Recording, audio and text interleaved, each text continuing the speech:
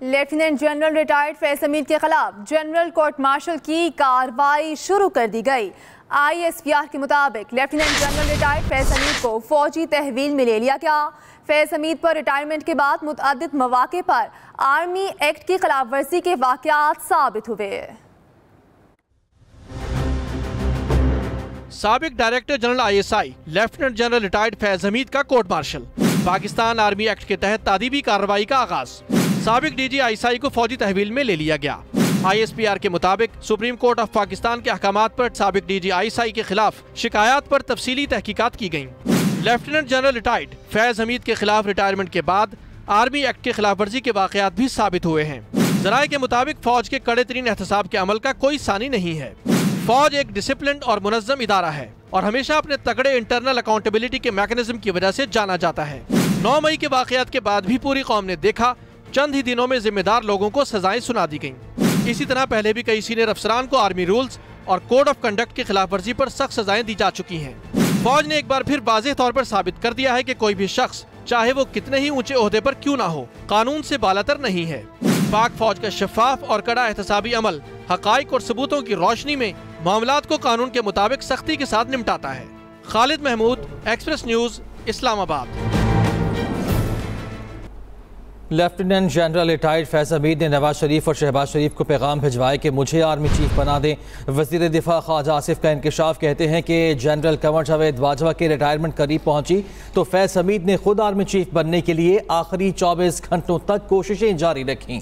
वज़ीर दिफा ने मजीद कहा, जनरल बाजवा मजीद तौसी या फैज हमीद की बतौर आर्मी चीफ तकर्री चाहते थे। उन्होंने हमारी हुकूमत को मुख्तलिफ ऑप्शन दिए। अगर फैज हमीद को आर्मी चीफ नहीं बनाते तो फलां को बना दें, लेकिन मौजूदा आर्मी चीफ आसिफ मुनीर को ना लगाएं। फैज हमीद की रिटायरमेंट के बाद जो वाक़यात हुए उनमें शिरकत से वो बाज ना रह सके। इन वाक़यात में बराह रास्त या बिलवास्ता तौर पर फैज हमीद मुलव्वस थे, लेकिन वो अकेले मुलव्वस नहीं थे। Lieutenant general retired Faiz Hameed ने नवाज शरीफ और शहबाज शरीफ को पैगाम भिजवाया कि मुझे आर्मी चीफ बना दें। ये कहा गया है ख्वाजा आसिफ की जानिब से। उनकी जानिब से इंकशाफ किया गया। उनकी जानिब से कहा गया कि जब जनरल कंवर जावेद बाजवा की रिटायरमेंट करीब पहुंची तो फैज हमीद ने खुद आर्मी चीफ बनने के लिए आखिरी 24 घंटों तक कोशिशें जारी रखीं।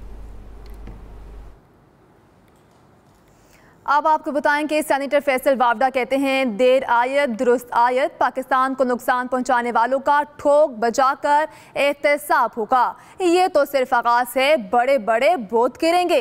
PTI और उनके बानी अब जमीन पर लेट जाएंगे। मैंने तो कई महीनों से आपको कहा था कि जो खास है ये बड़ी तबाही का बड़ा रीजन है पाकिस्तान की, चाहे वो जमहूरी हो, एस्टैब्लिशमेंट का नुकसान हो, आइन और कानून का नुकसान हो, तो ये तो होना ही था। दूर है दुरुस्त है, बहुत बहुत जबरदस्त फैसला हुआ है। और जो लोग इस पुष्पनाई में थे समेत इस खास के फैज हमीद के, जो PTI को अंत तक तबाही की तरफ लेके गए हैं और वो खुद भी इनके साथ मिलकर सारी गेम करते रहे हैं, तो जितने भी लोग इस किस्म के पुष्पनाई में इन्वॉल्व हैं, ये शुरुआत है, अभी बड़े बड़े बुत गिरने। वज़ीर आज़म के मुशीर राना सन्नाउल्लाह कहते हैं कि पाक फ़ौज में एहतसाब का अमल बहुत मजबूत है। हाउसिंग सोसाइटी केस में मुतअद्दिद बेज़ाब्तियाँ सामने आई होंगी। फैज हमीद सियासी मामलात में भी खुलकर मुदाखलत करते थे।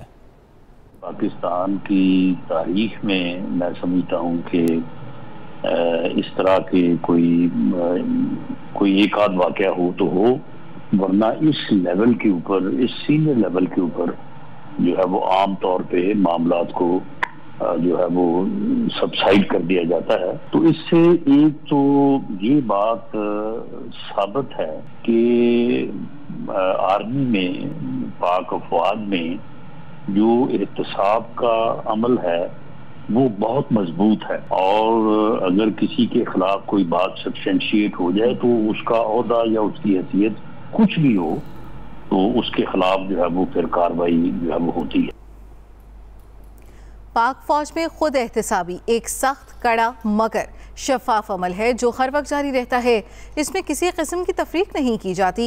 इस बारे में DG ISPR lieutenant general Ahmed Sharif Chaudhry अपना मौक़िफ़ दे चुके हैं। उन्होंने क्या कहा, ये सुनते हैं।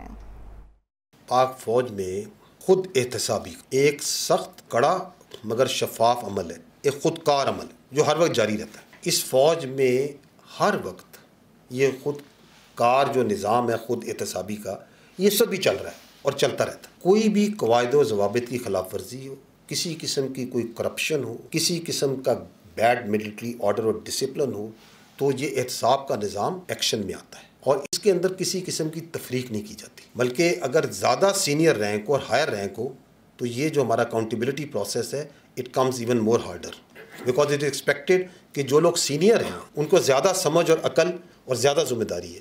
जो जूनियर रैंक में बच्चे हैं, जो जूनियर ऑफिसर्स हैं, उनको तो आप कुछ मार्जिन दे सकते हैं, लेकिन सीनियर रैंक पे ऐसे नहीं हो। तो मैं आपको यही बताना चाह रहा हूँ कि we have a very robust internal accountability system which is working all the time in different domains वो काम कर रहा होता है। तो we are very proud of our accountability system and we have it firmly on rooted. सिर्फ और सिर्फ important point to note also this कि हमारा जो अकाउंटेबिलिटी सिस्टम है ये इल्ज़ामात पे काम नहीं करता, ये हकाइक पे काम करता है।